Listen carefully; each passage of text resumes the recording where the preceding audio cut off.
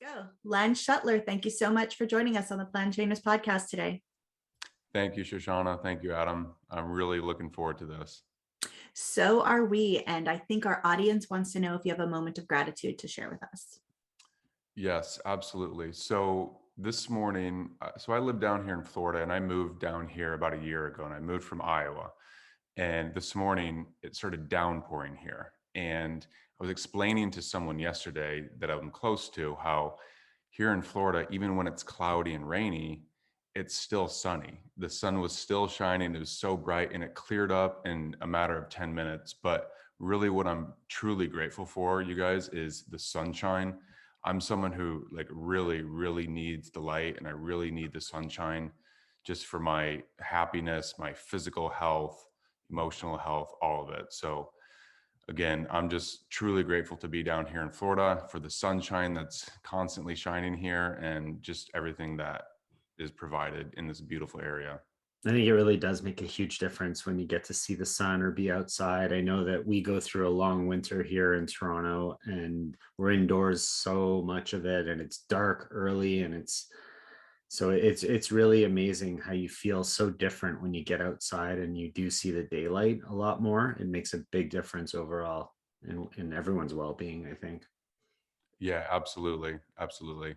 And I'm sure that we'll end up coming back to this as we go through our topic for the day. But before we get into that, tell us a little bit about how you found the plant-based lifestyle. So back in 2010, I was training pretty hard to be not a bodybuilder per se. I didn't have any interest in actually pursuing that as a career or even just a side hobby. But I had grown up playing sports, and I met a friend in college who was a bodybuilder, and he was really dedicated to it. And he just trained me on how to train, in the gym. And so I was really just trying to get bigger and stronger and, just look and feel better.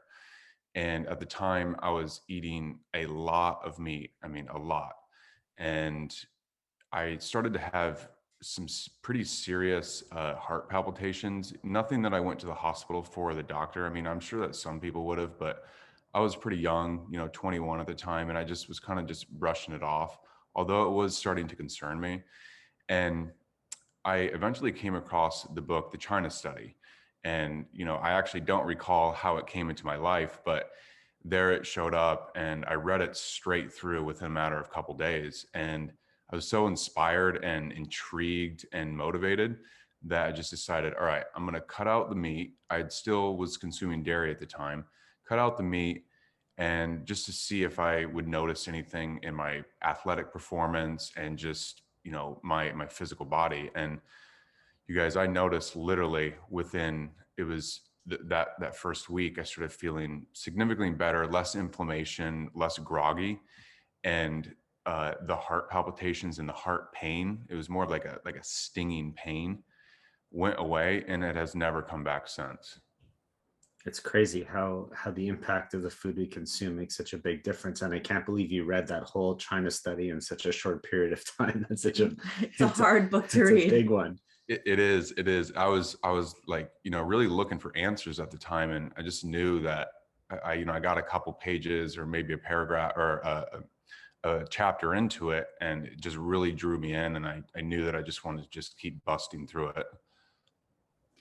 Yeah. And, there's a certain theme of books that come up on the podcast, because of course we ask everybody the same question: how did you find plant-based? And most people, a book really influenced them, but you're the first person to say this book as the first book. Most people, this is like their follow-up book.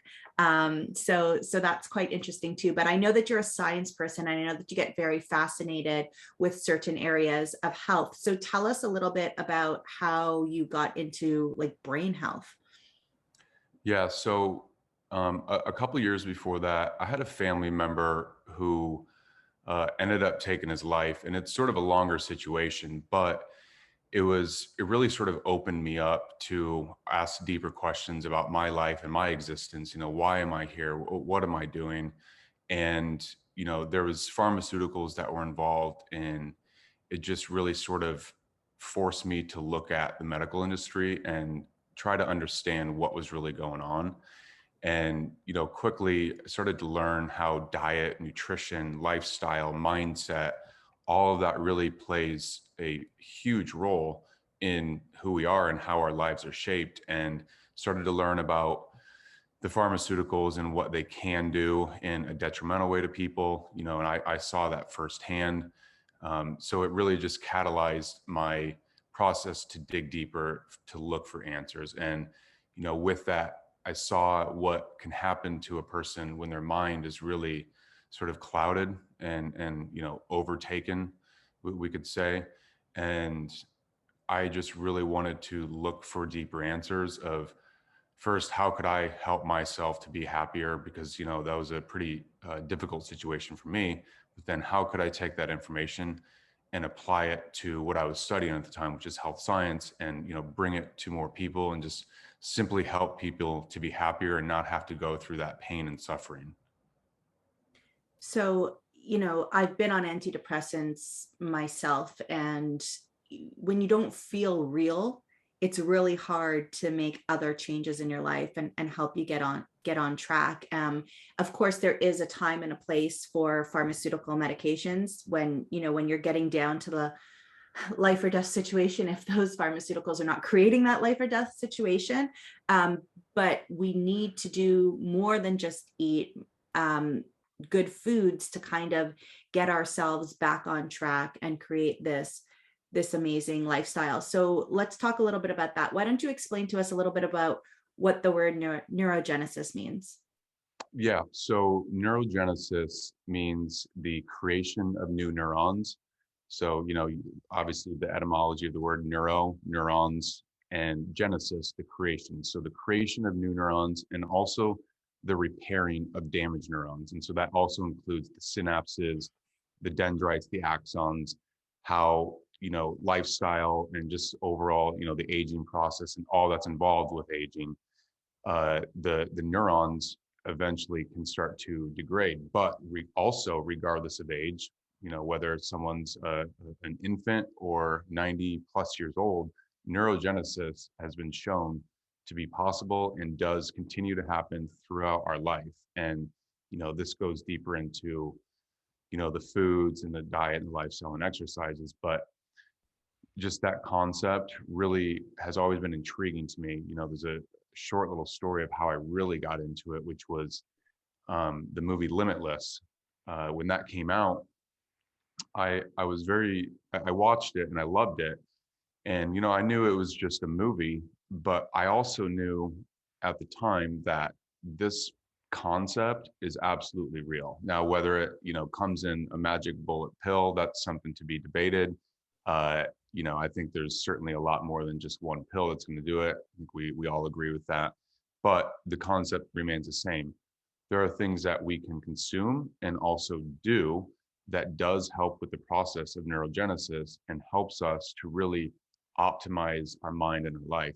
I was really kind of putting myself in the main character's role, watching the movie, and after watching it, just thinking, I didn't necessarily want what he was doing in the movie, but I knew that I wanted a better life, and I wanted to really just push forward and maximize my happiness, my cognitive abilities, and just do what I could do to maximize everything that was going on and everything that I was and am interested in. So, what are some of the things that our audience, our listeners can do to help with their brain health and happiness? So, I like to talk about the free things that people can do first and foremost, because that's, we've all been in situations where, it's sometimes we want to take something, but the money isn't there to do it. But there's, of course, always free things that we can do. And first and foremost, getting sunlight in the eyes in the morning. And, even if it's a full on cloudy day, the amount of photons that are still bursting through those clouds is way more than, let's say a light that you would have in your home. Now, it can depend on the strength of the light and, of course, how cloudy it is, but the concept is the same. We're wired for light. There's a biophysicist, Fritz Albert Popp, and he has this quote, something along the lines of, we don't understand fully how everything's going on, but we do know that at the fundamental level, we are beings of light and we operate off of light frequencies. And so one thing that I always suggest to people is get outside in the morning, even if it's raining out, and just you have to step out your front door, get natural light in your eyes. And ideally, if you can get up to 20 minutes, that's where a lot of the studies have shown that you're going to actually have really significant impacts in mood, happiness, and cognitive function and neurotransmitter production. So that's, yeah, go ahead. Oh, no, you could continue your sentence, but what I was going to ask is, what are you finding in the research in terms of wearing sunglasses and allowing your eyes to experience that naturally? Obviously not looking directly at the sun, but what are you finding there? So, with the sunglasses, it's something from what I read many years ago, sunglasses were implemented for people who were having eye issues and eye challenges. And it was really more of like a medical device. But then it got transformed into more of a fashionable thing. And of course, they're cool and fun to wear, but they are going to limit the amount of photons that get in your eyes. And so in terms of the studies, when you're blocking out that photonic energy getting into your eyes, it does show that states of depression can be higher, mood swings can be higher. It can be possible for more inflammation and pain to be present and exist. So things like that. That's in line with what I've studied as well. Okay, so what are some other free ideas?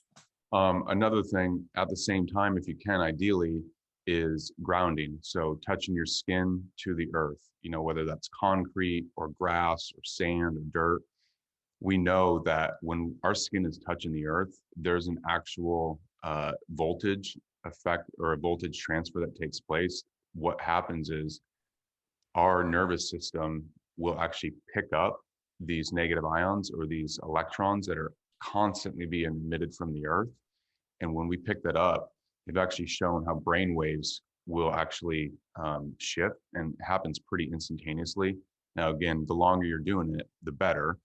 And we know that the more negative ions we have or electrons, these act as antioxidants or free radical scavengers. And so it's going to neutralize harmful free radicals. And in general, with that, what's going to happen is the brainwave production can be more towards the alpha state, which is where we really, for the most part, really want to be calm, focused, alert, attentive, have great recall during those times, and just really helping to shift the voltage in the body.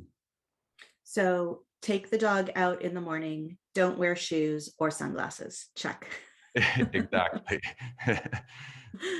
Good. Okay. It's snowing out.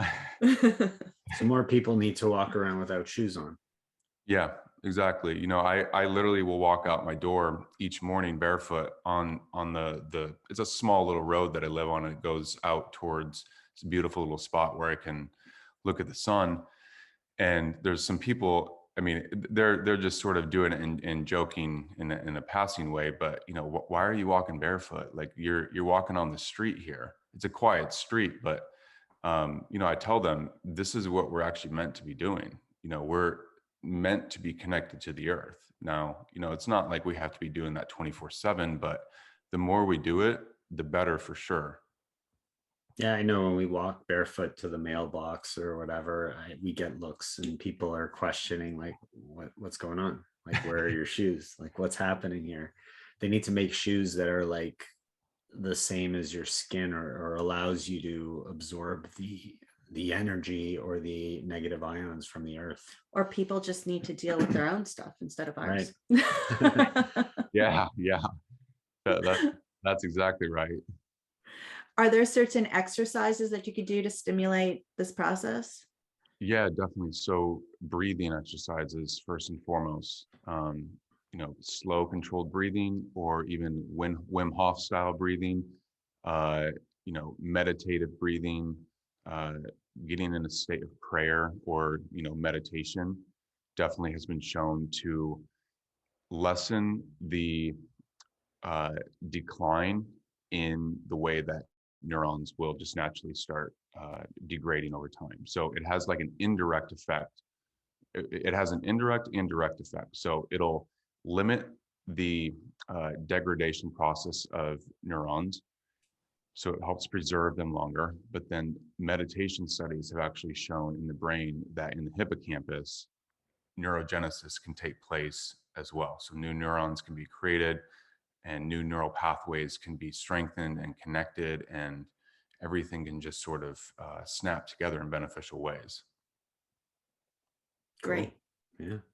And what about moving your body in particular? Yes, absolutely. So exercise has been studied so frequently for, obviously many things. And one thing in particular is the same exact concept of neurogenesis. And the way that it actually happens is something called brain-derived neurotrophic factor and nerve growth factor. These are proteins. Those are upregulated. And so those are produced in a more quantitative state. And so what happens then is those proteins signal to the cells to create new neurons. Let's repair the damaged neurons. Let's strengthen those connections between the neurons. So they're really quite incredible molecules. BDNF has actually been called the miracle grow or miracle grow for the brain.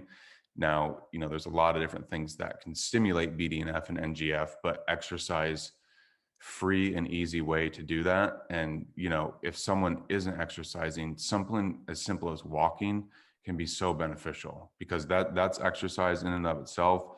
You get the blood flow going, oxygenation can get to the brain, and, we're just going to think clearer. We can detox better, and nutrients can, get where they need to get even quicker and more efficiently.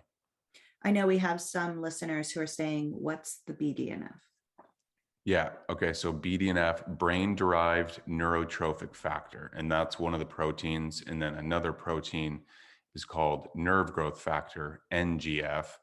And those two compounds really in the biohacking and neurohacking spaces and, neurooptimization, those two compounds are really well studied and, often talked about, and people are looking for ways to increase the production of those two compounds specifically because they know what it's doing for the brain and nervous system.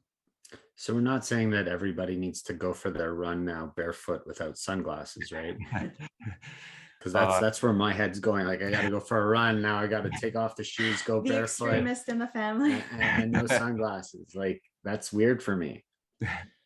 Right, I'm pretty right. sure you've been there before, though. Yeah, but like, I don't know. Like, should I be doing that? I don't know.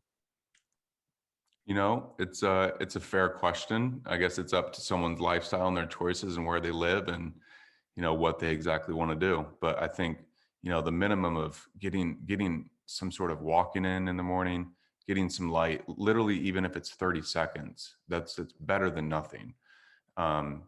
It's just very simple, free, easy ways that people can actually make a pretty significant difference in their life. And there's a lot of published study that Andrew Huberman does. He's a neuroscientist at Stanford. He publishes his stuff. He's got, his podcast, and he talks about a lot of different things in relation to this. But one of his big things that he continually talks about is sunlight in the morning and really, starting the day the right way in that way.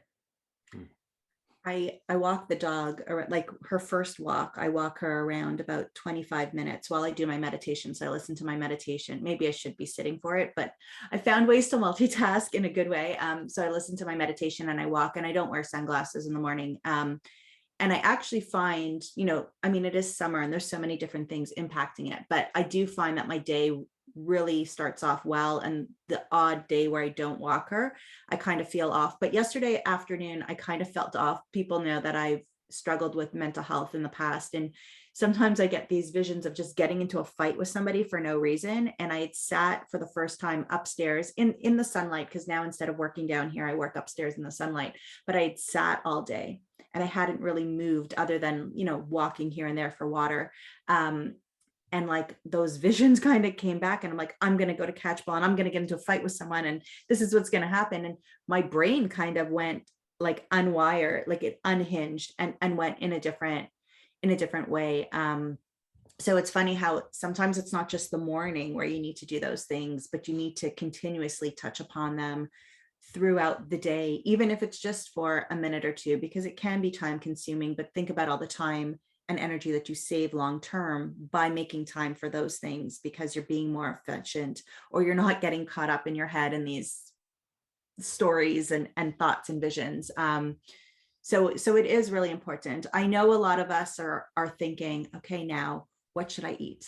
What should I throw on my salad? What should I make sure is in my smoothie? What other nutrients do I need to improve this process? Yeah. So, one of the easiest and tastiest things that a person can do, and a lot of people know this already, is blueberries. And obviously, you want to, if you can, try to find organic blueberries so that you limit pesticide exposure. But those blueberries, the skin of it have what we know as anthocyanins. And those anthocyanins have also been shown to upregulate the production of BDNF. Now, along those same lines, other dark berries also have anthocyanins. So really any sort of berries will do it, but blueberries have been really specifically shown to do that very well. And also another berry called aronia berries. And these aronia berries typically are grown in the United States. They're grown throughout the North Midwest, and throughout Europe. They're grown like throughout Bulgaria and sort of that area. But the aronia berries, they're even darker than blueberries. And so the anthocyanin content is even richer. And so that can help even more than blueberries. Now, there is sort of a little drawback with the aronia berries. They're very drying. They also call them choke berries, because if you have, 4 or 5 of them and you eat them, it will dry out your mouth. But the way that people commonly use them is you can mix it into smoothies and it really won't have that sort of drying effect. So that's a really good way to do it. You can buy aronia berry syrups that, can get just pressed right there on local farms. So that's a really cool way. And then another thing that I really like to do, you guys, is consume lion's mane mushroom. And that is, as a gourmet mushroom, you can mix it in stir fries, you can have it by itself. But what that has been shown to do also is upregulate nerve growth factor. That's one of those 2 proteins. And, I know that you both know this as well. And, a lot of people listening will know that lion's mane has been commonly suggested, particularly over the past 10 years, as a brain food, and really to help with cognitive function and the nervous system. So that's one that I've been using for 10 years. It was literally one of the first compounds and foods that I started learning about and using when I started learning about neurogenesis. Very cool. I love that. We use a lot of different products that have that in it. So yeah, the mushrooms are really getting some good press these days. So I love that. And I love the lion's mane as well, especially for people who are experiencing a lot of inflammation too. It's been really, really helpful. Yeah, definitely. And, there's a couple other things too. One is rhodiola rosea.